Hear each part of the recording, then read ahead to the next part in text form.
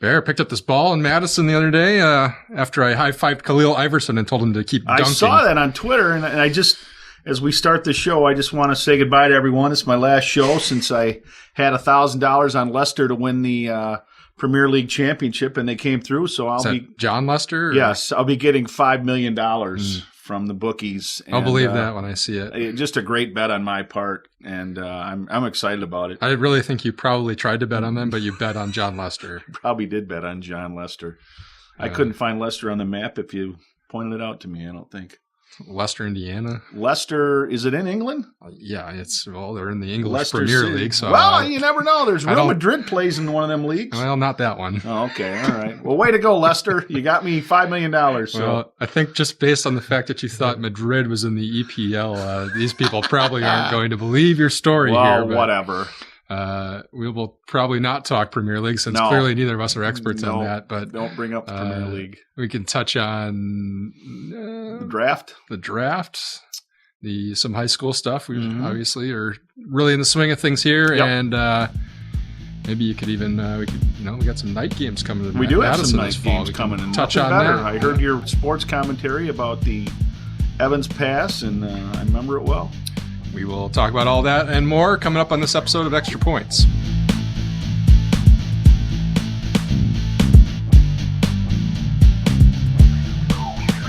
What's up, everybody? Welcome back. It's Extra Points. I'm Eric Schmoldt alongside John Barry, who apparently is in his last episode here. Episode? We'll believe that when we see it, but, I'm a wealthy man. Money changes everything. Well, you clearly haven't collected on it yet. I haven't got it yet, and I'm waiting from the bookie to get that. This is Extra Points. This is where we talk sports, and for the first time ever, John decided to talk about English Premier League. Soccer. Football. But we're not going to go there during the official portion of the show, I think. All right. Let's start off with the NFL draft, I think. We didn't really talk about too much going into it over last week, but I guess, now that the dust has settled, start maybe with the Packers. Kind of just, it's what's become their typical draft. I don't think some of their picks had some people shaking their heads or questioning them, but that's kind of the way it's been with Ted Thompson. And they, it seemed to work out more often than not. It's funny because I got some friends that are not only diehard Packer fans, but really enjoy the draft. So I got to watch it with them last Thursday. And as the picks got closer, I think every one of them was in agreement. Either Miles Jack from UCLA take or Reggie Ragland, the other linebacker from Alabama. And I think when they fell to him and the Packers, all my Packer friends said, we're going to get one of those two. and then they didn't get what was the reaction then? I think they were a little bit peeved at first, but then I think the more they looked into it and realized with Raji not being back that it was probably the best move possible. Jack with a bad knee, who knows if, when that's going to blow out, and Ragland had some issues with his heart. So I think it was a safe pick for Thompson. I think he wanted to go big, and I think that's why he took Spriggs in the second round, a big athletic lineman from Indiana. And I think, it's typical Ted. He wanted to beef up front, and he did. And goes to those positions of need. Obviously, BJ Raji taken at least this year off, so they needed somebody up front there to kind of fill that hole. And I think the only question mark is, I think everybody's hoping that Matthews will move back outside. And is he going to be able to now with guys they got in the later rounds? But we'll see. But I think definitely that defense is more effective when Clay lines up on the outside and can get after the quarterback. Not a sexy draft, but just one that I think, it's just what we've come to expect, right? And I think most of the gurus that graded the Packers, and again, it's impossible to grade a draft because you got to give it 3 or 4 years to see how kids turn out. But I think the worst I saw for the Packers was a B-, and I think the best I saw was a B+. So right around that B range, and that means that the Kuipers and guys like that liked what the Packers did. Any other takeaways? Obviously, you're a Dolphins fan, so I am a Dolphins fan. Thursday circus with Laramie Tunsil. Wow. I mean, whoever hacked his Twitter account, and now I read today that the Dolphins think they're close to finding out who it was. It might have been his financial advisor that he dropped a couple days before, but why do the Dolphins care? They got him. I mean, he fell into their lap, and then, 6 months ago, before all the trades, he was considered maybe the number one pick. And for the Dolphins to get him at 13, not really an area of need, but if he can be a guy that, can keep Tannehill upright because no one else has been able to, then it's a great pick. If he's got issues off the field, especially living in South Beach, then it's not a good pick, and the people that passed on him knew what they were doing. Yeah, they're going to have to probably build some people around him that are really able to kind of, clearly he made some decisions in college that weren't great, but most of them really were decisions that a lot of college kids made. And it sounds silly, but the first person I would have get a hold of him is Dwayne Wade. Great character guy, family guy, lived in South Beach now for a long time. Have him get a hold of Tanzel and just say, this is how things are. This is what you can expect in Miami. What about like a Jason Taylor? Yeah, and somebody like that. But somebody's got to get a hold of him and keep him under wraps. And he says he's never tested positive for a drug test since his freshman year when the supposed you really can't call it supposed. It was there. It was pretty relevant. Yeah. Never saw one of those at Madison. I saw a lot of different things, but I don't think I ever saw one of those. As part of the Halloween State Street riots, but not in the way that Tunsil was using it. That was... that must be a Mississippi thing because I never saw one of those. But you're right. They're going to have to probably keep an eye on him 24/7, and he's got to prove himself. And it sounds like he's ready to do that. That was kind of this big storyline of the weekend. Obviously, Jared Goff, Carson Wentz, the two quarterbacks went first. It'll be interesting to see how those guys develop. And I think develop. Elliott going fourth to the Cowboys kind of shook things up, along with Bosa going third to the Chargers. I don't think those two were expected. Ramsey fell into the Jaguars' lap, and really, some moving back and forth between some teams. But again, let's give it a couple years before you really judge how you're graded, how you think it turned out, because you just don't know. I like the way the Jaguars are going. The Jaguars are going to be better. They really are. I agree with you.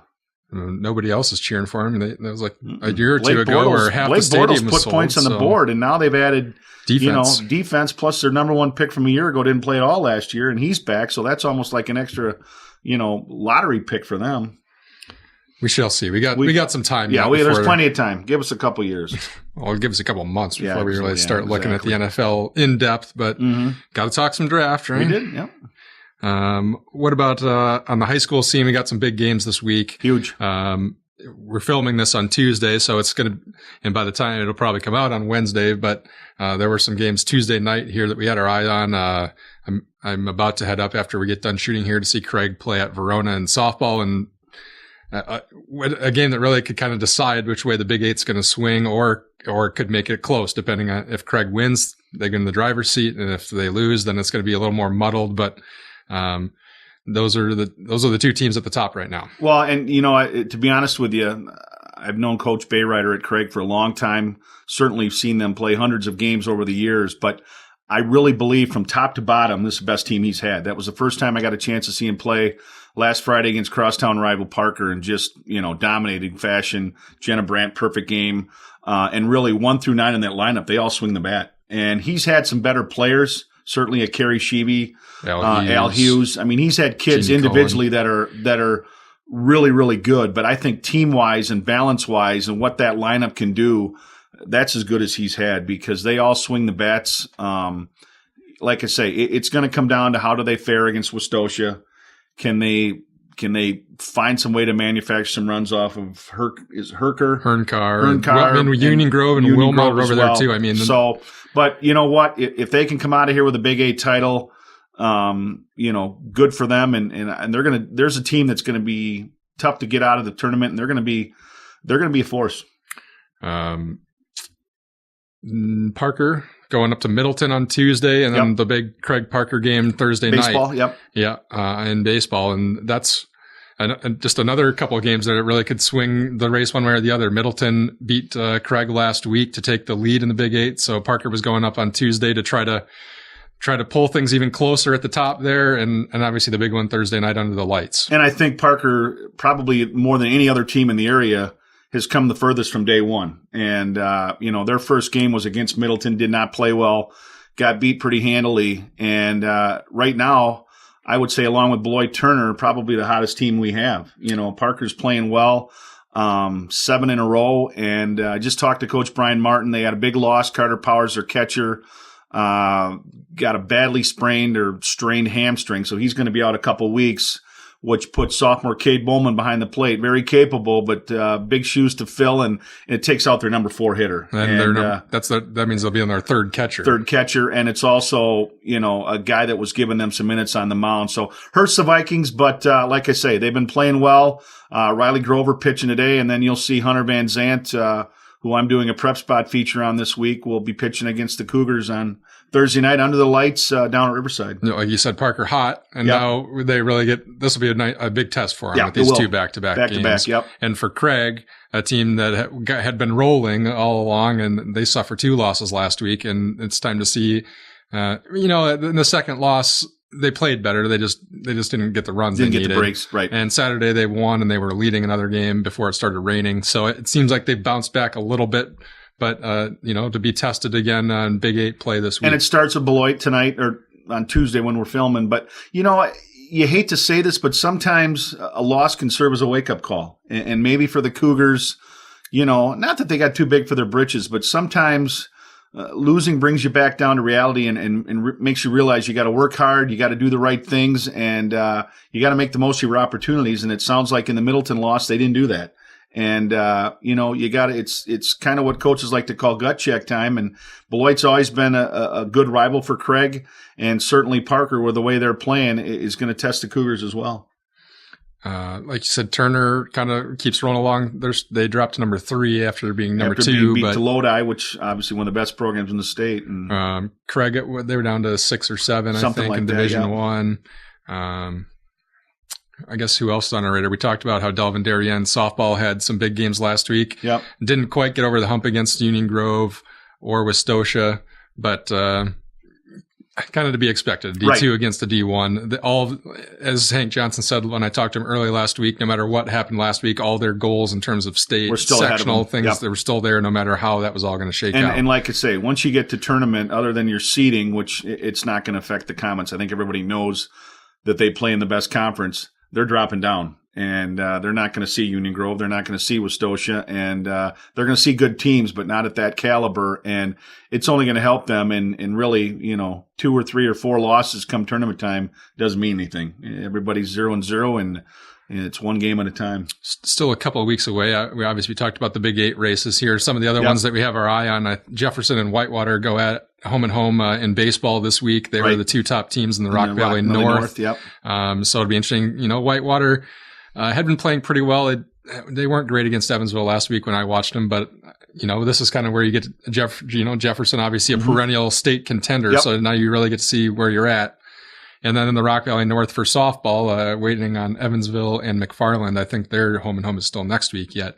But that'll, McFarland has been kind of the dominant team there. Things will start sorting out, and there's no question about that. And that's what you expect this time of year. And I think when you look at, all the sports, certainly with golf, with one of the state's oldest and most prestigious tournaments, the Ashenfelter for the boys coming up Saturday at Riverside, really kind of a mini state tournament because there's a lot of great individuals and certainly a lot of teams that are going to finish top 5 or 10 at the state meet, either Division 1 or Division 2, and it starts with Arrowhead.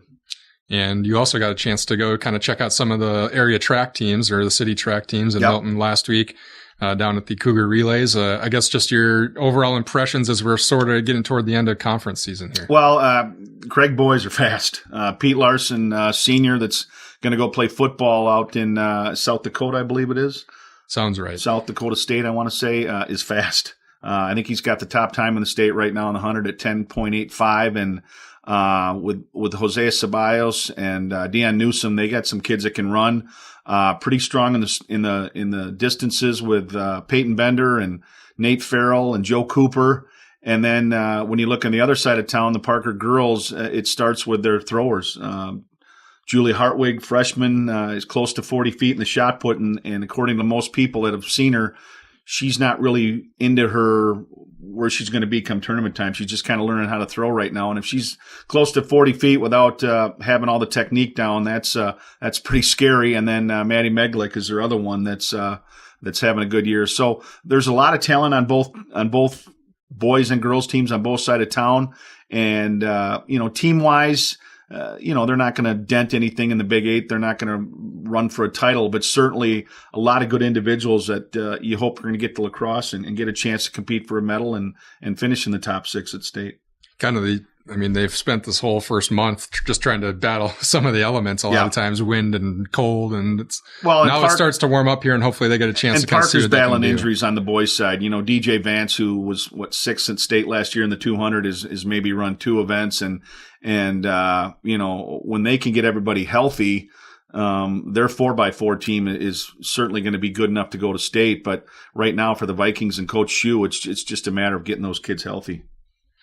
Anything else on your mind, high school wise, or we'll see what comes this week? We're getting to that point where we're starting to find some things out. A big week for the Craig girls soccer team. They take their 3-0 Big 8 record into, I guess, what you would call the tough part of their schedule, where you get the good teams from Madison, and you kind of see where you stack up. And I think the Cougars are young. In their win over Toma on Saturday, they got 2 goals from a freshman and a goal from a sophomore. So, their young kids are starting to learn the game and what it takes to play at the varsity level. And I know Bill McCabe really likes this group, and I know it's a group that's going to get better because it's a strong 8th grade class coming in next year. So Craig girls soccer is on the rise, and it's only going to get better. We talked about in the intro, we had the ESPN comes out and tells us, we haven't had a night game at Camp Randall for a Badger football game in 5 years. And now we're going to get 2 in like a matter of 3 weeks in October. Not good for the students, because that means it's a full day of, revelry. Whatever they want to be doing, but that's what they'll be doing. So, you'll see Camp Randall be rocking. It always is. And, that means jump around will come at about 9:00, and, it's great. Ohio State, and that's coming off of road games at Michigan and at Michigan State, where, if the Badgers could somehow split those 2 games, then you got Ohio State at home, and you could get a win there. Things could change quickly, because one of the preseason things I just looked at today, LSU is ranked number 1. And that's the season opener at Lambeau. So it's not quite the Patsy schedule. No, the schedule is it is murderer's row for the Badgers this year. But hey, you got to play who's on the schedule. And night games at Camp Randall, you've been a part of them. I've been a part of them. It's electric. It really is, and it just makes for a long day. It's as long as you want to make it. It's right. It could be a 12-hour day, 15-hour day. It can be a long day. You got to pace yourself. Can we put it that way? That's a good way to put it. Pace yourself. Make sure you make it. Actually make it to the game. Drink and through water. The game. Yes. Drink water. And also the weather becomes. It's October. You never know what you're going to get. You never know what it's going to be like, right? You're going to get some snow. But exciting stuff, and that means that. Those are nationally televised games, which, the whole country has a chance to watch you play. And certainly if you're winning, it really helps with recruiting, especially if you can beat Ohio State and Urban Meyer. Right. So, are you taking your Premier League winnings and putting them all on a Derby horse, or what are you going to do? Unlike last year when, American Pharaoh was the story, because he ended up winning the Triple Crown. I can't name a horse that's running this Saturday. I'm going to have to go to our guru, Tom Miller, and our staff and find out, because I usually put a little cash on it just to make it interesting, but I can't name a horse that's running. I haven't looked at it either. No, I haven't looked. Maybe we should just pick based on numbers. Okay, all right. Give me the 9 horse. 9. 9. Nice, all right. I'll take 3. 3, all right. There's your bet, Dave. This is you heard it here. Very scientific. 9. There'll probably only be 8 horses posted, so I won't have a horse that's running. Usually there's like 20. I think you'll be all right there. All right. Speaking of less and less things racing, remember, did you see Talladega this weekend? Oh, man. It was like Talladega Nights when Ricky Bobby and just that one other guy were going at it at the end because everyone else had wrecked. That was pretty much what happened in real life. Some of the drivers will tell you, yeah, that's the way it is. And then other people like Dale Earnhardt Jr. just said, hey, relax. It's Talladega. That's what we've come to expect. Danica Patrick said every part of her body hurt. Kenseth, he's lucky to walk out of there. And I think with the safety precautions they've taken in the last few years, if he wrecks like that 10 years ago, I remember when Ricky Craven did that and broke 2 vertebrae in his neck.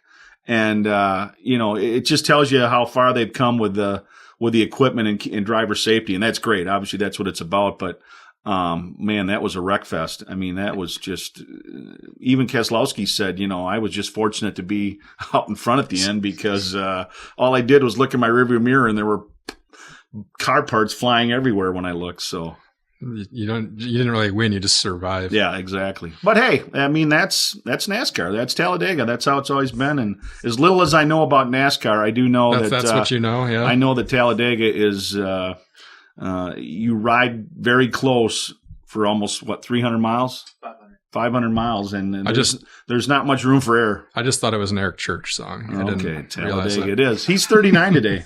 Oh, happy birthday. Happy birthday, Eric. Yeah. And we covered a lot here. We covered a lot. Let's not even talk Brewers because I'm done with them. Save that for another day. Hey, they're not in last. They're not in last, so no. You can, thanks for joining us, by the way. Yes, you can let us know what you think. Leave us a comment on GazetteExtra.com or YouTube, or find us on Twitter or Facebook. You can email us at sports@GazetteExtra.com. And we thank Kevin McLeod for the music and Dave Vaughn for making it all happen. That's right. And we'll be here. I would assume we'll be back here. I bet we'll be here next week talking about number 9 coming out to win the Derby. Or 3. Or 3. Or the 9-3 exact. Ooh, boy. Look out, everybody. Look out. We'll see you then. Take care, everybody.